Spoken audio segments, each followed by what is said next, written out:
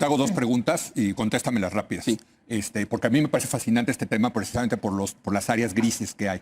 Uno, que Trump tuitee eso y diga eso, ¿no debemos de confiar que el electorado es lo suficientemente inteligente para tomarlo o descartarlo? Yo creo que esa no es la pregunta, déjate la devuelvo.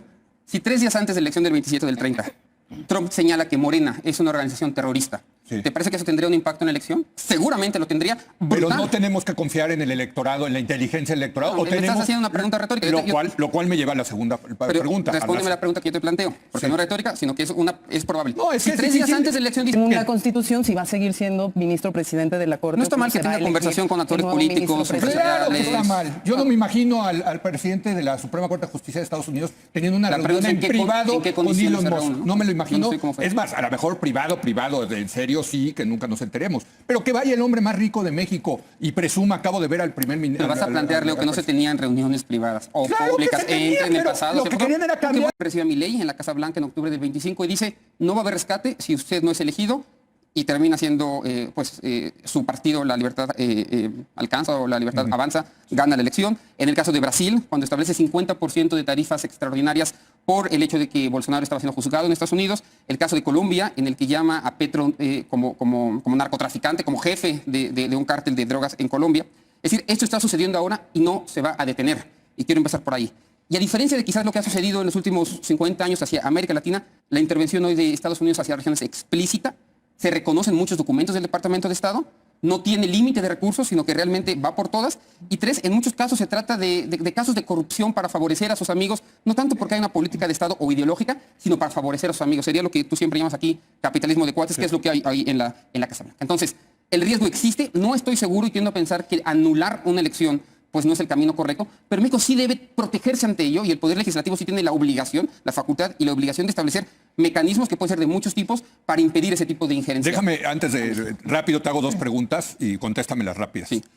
Porque a mí me parece fascinante este tema precisamente por las áreas grises que hay. Uno, que Trump tuitee eso y diga eso, ¿no debemos de confiar que el electorado es lo suficientemente inteligente para tomarlo o descartarlo? Yo creo que esa no es la pregunta, déjate la devuelvo. Si 3 días antes de la elección del 27 del 30, Trump señala que Morena es una organización terrorista, Sí. ¿te parece que eso tendría un impacto en la elección? Seguramente lo tendría. Pero Brutal. no tenemos que confiar en el electorado, en la inteligencia del electorado. No, o me tenemos, estás haciendo una pregunta retórica. Lo cual me lleva a la segunda pregunta. Respóndeme la pregunta que yo te planteo, porque Sí. no es retórica, sino que es probable. No, es si que 3 días antes de la elección dice que te voy a Morena es decir, una te voy a organización contestar, terrorista, es brutal el golpe. Sí, pero te voy a contestar, pero yo no sé si eso fue determinante o no para el resultado. Bueno, el caso de Honduras se puede medir. ¿Cómo lo mides? Pero Bueno, eso me lleva a una segunda con dos pregunta. dedos de frente. Y rápida, por cierto, rápida. ¿Tú crees que poniendo nosotros en la Ahí nulidad tienes razón, no.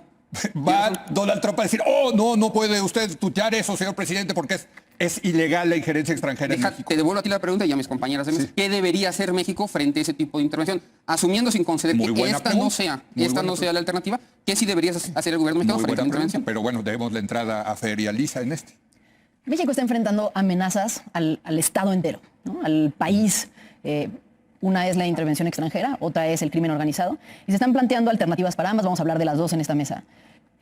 Pero que no implican únicamente al gobierno, ¿no? Nos implican a todos como mexicanos porque ponen en riesgo nuestra democracia, nuestras instituciones, nuestro gobierno, nuestra autonomía, nuestra capacidad de autodeterminarnos. Lo que se necesita es un pacto de Estado, un pacto que involucre a las partes para tomar decisiones de qué hacemos frente a esto. Y yo por eso en las iniciativas veo dos problemas, uno de origen y otro ya en el contenido. Concentrándonos en la iniciativa sobre la intervención extranjera, pues el primer problema de origen es pues que es una iniciativa que pretende protegernos como país, pero en el que Morena vuelve a actuar unilateralmente, generando condiciones de incertidumbre en el que lo único que parece es que lo que quieren son más herramientas para anular elecciones que no les convinieron, ¿no? Que los resultados no les convinieron. Yo creo que en este país hemos tenido como 3 grandes pactos políticos a lo largo de nuestra historia. La primera es la Constitución, cuando decidimos que queríamos ser una república, que queríamos ser federal, no queríamos ser centralista, que queríamos aspirar a la democracia. La segunda fue la creación del INE, ¿no? Pues cuando decidimos que sí, queríamos tener una institución, ¿no? Y la tercera ahí en medio fue la creación del PRI, ¿no? En un momento entre los dos en el que los actores políticos se pusieron de acuerdo, pues para no pelearse entre ellos para tomar decisiones. Hoy necesitamos un nuevo pacto para enfrentar las grandes amenazas que tenemos enfrente, que son estas dos, ¿no? Estados Unidos queriéndose meter porque sí se quiere meter, no cabe la menor duda, y China se quiere meter, y Rusia se quiere meter. Y por el otro lado el crimen organizado. Pero Morena, que llegó al poder, ¿no? A nivel legislativo con el 54% de los votos, se agandalló el 74% de los legisladores y gobierna como si representara al 100% de la población, pretende que pueden ellos poner una iniciativa y generar confianza. tiempo que estaban investigando a Rocha Moya. Y que no podamos aguantar otros 6 meses para tener una buena iniciativa en la que estén todos los actores sentados y que salga bien, pues no, eso no me lo compro.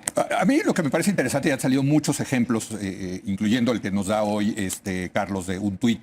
O sea, obviamente, si se mete la CIA al sistema del INE y le mete un gusano de esos que cambia los resultados, ¿no? Un ciberataque, pues eso sí. Eso sí, no queremos algo así. Y eso ya se puede anular una elección hoy en día con las leyes que tenemos y eso por pasa, eso, ¿no? o sea, ese tipo de injerencias no queremos. Pero esto del tuit, hijo, ya empieza uno y darle ese poder a un tribunal controlado por Morena de decidir esto sí, esto no, pues no convence, Lisa, ¿no? Yo creo que hay 3 cosas a analizar en las 3 reformas, pero en el caso específico del tema de las causales de nulidad y el tema de la intervención o la injerencia extranjera en los procesos electorales es más relevante. Fer ya cerraba su participación ahorita con uno de esos, los tiempos. Sí. Los tiempos porque si bien hoy la probabilidad de que haya ataques, ya no al proceso electoral mexicano, al gobierno mexicano, a la integridad territorial mexicana, por los intereses del gobierno de Estados Unidos es mayor y ha dejado de ser cero, y así lo hemos mencionado en esta mesa muchas veces. El propio Congreso mexicano se la pasó ¿cuántos meses discutiendo una posible reforma electoral en la que, por cierto, como 6 años. este tipo de cosas, ¿no? No figuraron cuando ya existía la estrategia de seguridad nacional del gobierno gringo, cuando ya política de los partidos políticos, están ellos mismos señalados de haber hecho, ¿no? Quizás no de algún tipo de pacto con alguna organización de narcotráfico, pero sí actividades ilícitas y sí actividades que se podrían considerar de delincuencia organizada. Ahí está el gran testimonio que hace el compañero periodista que acaba de sacar su libro sobre el rey del huachicol, ¿no? Que en realidad lo que demuestra es que hay una red de Estado operando en donde incluso la inteligencia militar tiene el conocimiento de cuáles son los pactos de ilegalidad y de criminalidad con o no las organizaciones del narcotráfico para defraudar al Estado, para mantener la impunidad sobre las víctimas. Para minimizar los riesgos de que esto termine siendo controlado por intereses facciosos adentro del Estado, sino que sea una suerte de árbitro que logre neutralizar, digamos, esas críticas. No pienso que deba dirigirlo, ni mucho menos, sino que tiene que estar presente, esta comisión de INE tiene que estar presente, digamos, en el proceso, de ninguna manera siendo la parte central. Lo que sí me parecería una lástima es que al final termine uno diciéndoles la culpa del INE porque no filtró bien a un candidato y como tú dices, que terminemos no dándole más recursos, no dándole más dientes y terminemos culpando al INE como si fuera el culpable de todo esto. Que por cierto, se le echan la culpa, por ejemplo, del gran financiamiento ilegal que entra. Es que el INE no fiscaliza bien. No, pues gran parte de los problemas del INE tienen que ver con los pocos recursos que tiene el INE para hacer sus acciones. Exacto. Modelo judicial.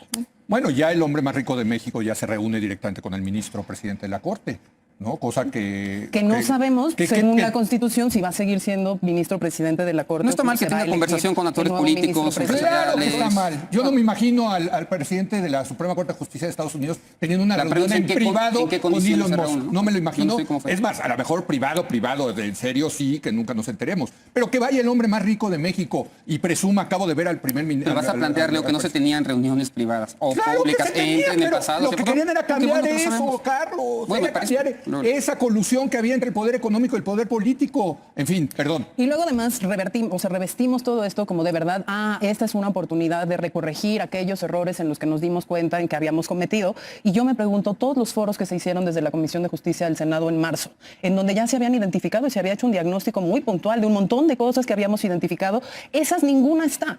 Corregir, por ejemplo, que se fueron los jueces sin rostro a constituciones locales, eso no viene. Y eso es muy problemático porque en teoría es una medida de protección para jueces que piden los jueces cuando casos de delincuencia organizada. Los estados no tienen competencia en delincuencia organizada y se fue a 2 constituciones estatales y a otro estado por la vía de la legislación secundaria. Peor aún, en la legislación secundaria federal de los jueces sin rostro no quedó como una medida de protección a solicitud del juez, quedó como una facultad discrecional del Ministerio Público para anonimizar toda la cadena de administración de justicia desde el inicio de las investigaciones y nada de eso está. Habrá gente que me diga, Lisa, pero eso es la legislación secundaria. En este mismo periodo extraordinario están discutiendo lo mismo la reforma constitucional de las leyes secundarias, pero no están corrigiendo nada de eso. Todavía es peor en las cosas que sí están haciendo, como por ejemplo decir lo de los criterios de paridad de género, que fue un tiradero en la elección pasada, están empeorando la posibilidad de lograr llenar vacancias por casos de muerte, jubilación, retiros anticipados, porque el criterio que está hoy es mejor que el que están proponiendo, porque el que están proponiendo es esperar al siguiente ciclo electoral y en muchos puestos esos ciclos electorales no van a ser cada trienio, van a ser durante muchísimo tiempo, aumentando, Leo, las violaciones al derecho a la justicia de todas y todos los mexicanos, simple y sencillamente porque no quieren legislar bien y porque no se lo han tomado en serio. ¿Qué es esa? ¿Se acabó el tiempo?